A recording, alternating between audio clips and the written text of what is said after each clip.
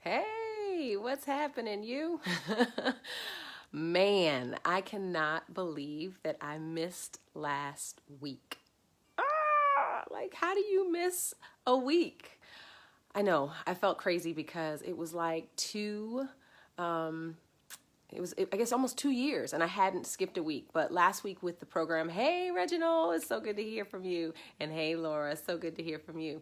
So literally, last week was amazing, and I just could not get in to record. And I am here today. So here we go. Infertility part 3. These are actually things that you can use, supplements and things like that. So I will also make sure that I post an article for all of you guys to be able to get more details on this, because some individuals may or may not, I never give dosing because I'm not here to prescribe or give anything to you guys. This is my helpful information, and you guys can take it for what you want. So the first thing is evening primrose, okay? So it contains high levels of GLA, an essential fatty acid that may boost fertility efforts by increasing cervical mucus. So, hey Kenny, good to see you. And then you have Vitex, or what we call chasteberry, which helps to balance estrogen and progesterone ratios and stimulate the ovaries. So like I said, there's an article that I'm going to put on Do All Things with Joy Facebook page. That page will have information, so it'll give you how much to use, what to do. I don't do that. I leave that up to doctors. So it's an article from a doctor that you can take a look at. B complex, it's involved in estrogen metabolism, so taking B complex. Vitamin E, hey guys, you're jumping on. Vitamin E helps with hormone balance, okay? So using B complex, vitamin E.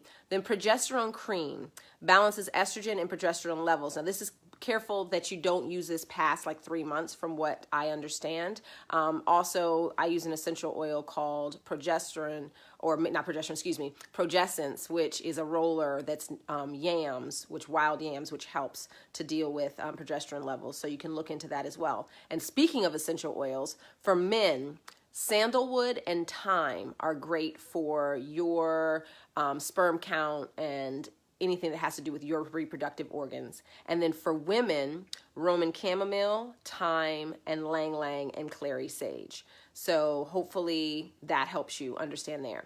So a few things that you can do body-wise. Hey, Elizabeth, so good to see you.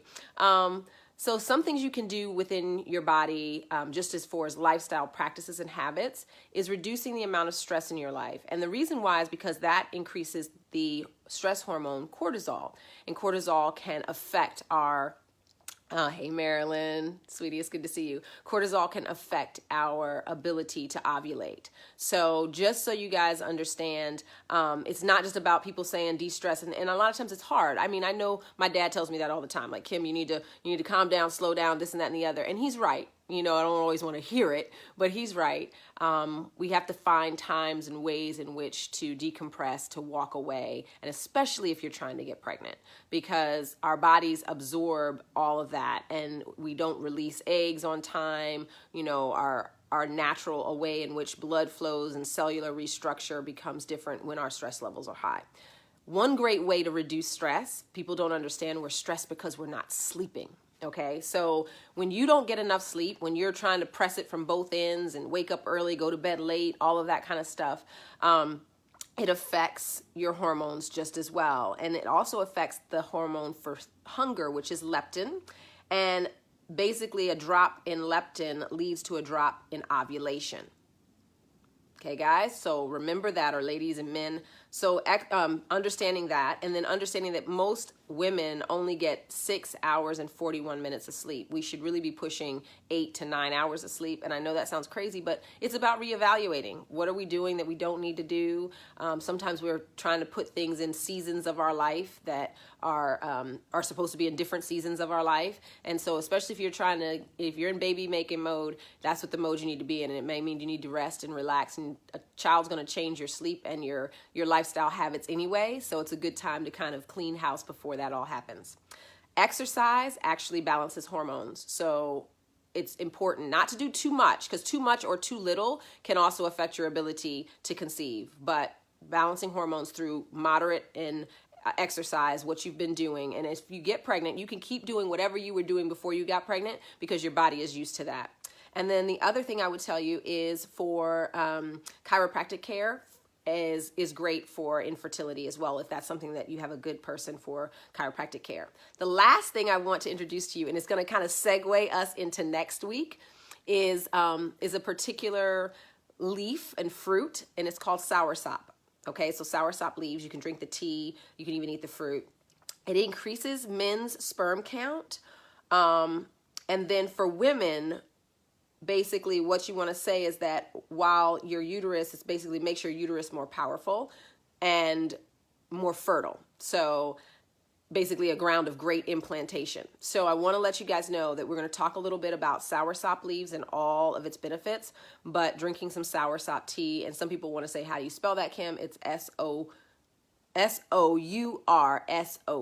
All right. So that is what we have today. This is part 3. So for those of you who didn't have 1 and 2, you got to kind of almost have to go back 4 weeks to get week 1. Then I did week 2. Then last week I skipped because of Fiercely Feminine. Sorry, guys.